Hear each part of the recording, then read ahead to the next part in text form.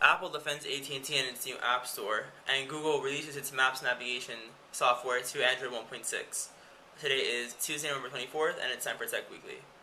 So Apple released a couple new ads the other day, two as a matter of fact, in defense of AT&T's network. As you have seen through Verizon's ads, there's a map for that, and comparing it to AT&T's 3G coverage. Well, AT&T is now fighting back. Actually, Apple is fighting on behalf of AT&T, since in some of those ads, such as Verizon's Misfit Toys ad, it pictures an iPhone-like phone, and the only problem with the phone is that it's on AT&T's network. So in defense, Apple is coming to the rescue and have released two different ads, basically showing how the phone can multitask while during a call, which is something GSM phones can do, such as AT&T and T-Mobile, while Verizon phones who are on the CDMA network cannot multitask while on the phone. They can send text, I believe, but they cannot use data while they're on the phone, which AT&T phones can. So basically these whole commercials just show someone on the phone, the person that they're talking to is asking questions like, oh, what time is the movie, where is the movie, and then the person on the iPhone is checking his Fandango app or his Google Maps app at the same time and using data while having a conversation, which you can't do if the phone was on Verizon. And of course, the phone ends with a question to the viewer saying, can your phone and your network do that? Which obviously, if your phone might be able to do that, and if you're on T-Mobile, or also if you're on AT&T, just not the iPhone. But if you're on Verizon, your phone can't do that. So Apple's coming to the rescue on that.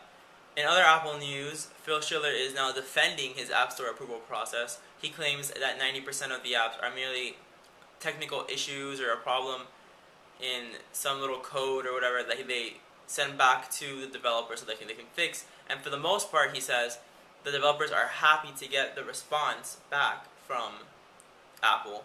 However, he says that 10% of the apps that they straight out deny are just inappropriate apps and can have anything from problematic coding or apps that allow you to steal things or porn apps or anything to that effect. And also he's a big stickler for trademarks, so you need to defend your trademark, according to him, because in the end, if you don't defend it, then you don't really own it. That's a thing for him. And that's all fine, but who is it exactly that defines inappropriate? Is it Steve Jobs? Is it Phil Schiller? How does that work? And he never mentioned any kind of future in which apps would not be directly approved by Apple, such as in the Android App Store or App Market, that the apps aren't exactly approved by Google. They only remove apps if there's a large user complaint, which is better than this sort of thing. Because I understand what they're trying to do, in which they're trying to keep a level of sophistication in their apps, in the App Store. And they don't want to go beyond or below that level. But at the same time, they should be a little more lenient to their apps and developers. Because if not, all developers are going to go to a different marketplace, such as Android or WebOS or even Windows Mobile. But they should just be nicer. And final Apple news, sorry for all the news. They beat Google in a leadership survey. It's a survey called Thought Leadership Index that's in the UK. Apple lost last year to Google and took second place. But this year, they won. And so 1,000 CEOs and other business leaders in the UK are surveyed.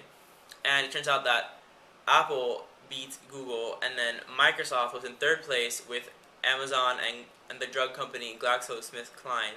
And then Facebook took 8th place while Twitter took 10th place. And basically the participants were asked to identify those organizations which they believed successfully introduced new thinking, products, and business models, and also delivered on the promise of their brand. So I guess in a way Apple did deliver with the iPhone and the new Macs and iMacs, etc. So it makes sense. I'm pretty surprised that Facebook and Twitter, well, the Twitter is on the list. I didn't think it was I didn't think it was that popular. But that's interesting. Finally, to move on to anything other than Apple news, now we have Google news.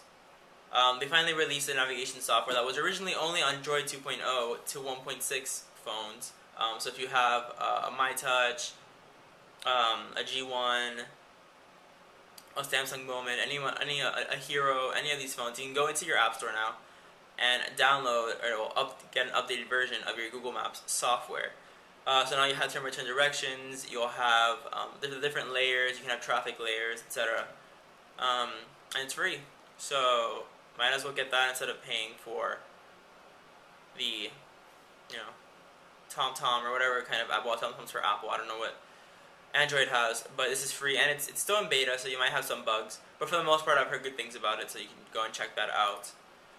And finally, in gaming news, Nintendo released their DSi LL, which is basically an oversized DSi.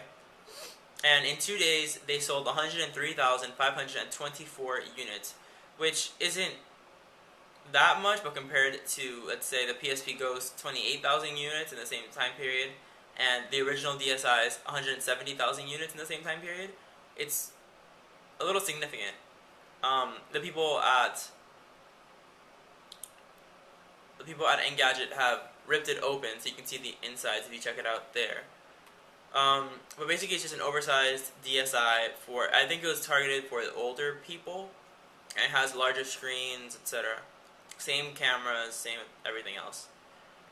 So that's it for this week. I just wanted to leave on a question on whether or not you think that Apple should change its App Store policy. Are you content with Apple's App Store policy, the way that they review their apps and put them in the App Store for sale? Or do you think that they should be more lenient, like Google's App Store, where they just let the developers instantaneously put their apps on the market without any sort of supervision from Google until there is like a user revolt or complaint, in which then they inspect the app and then they take it out if it's malicious.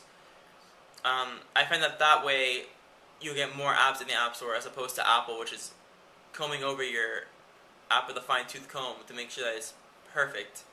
And of course, they have to be up to par to be in an App Store, and so they don't crash your phone. But at the same time, I think they're taking it way too far. So I just want to know what you think. So leave your reply in a comment or a video reply below. I haven't gotten any video replies in the past video, so that'll be new if I get one. But as always, make sure to follow me on Twitter. The link is in the sidebar. And make sure to rate, comment, and subscribe. So today is Tuesday, November 24th, and you've just been teched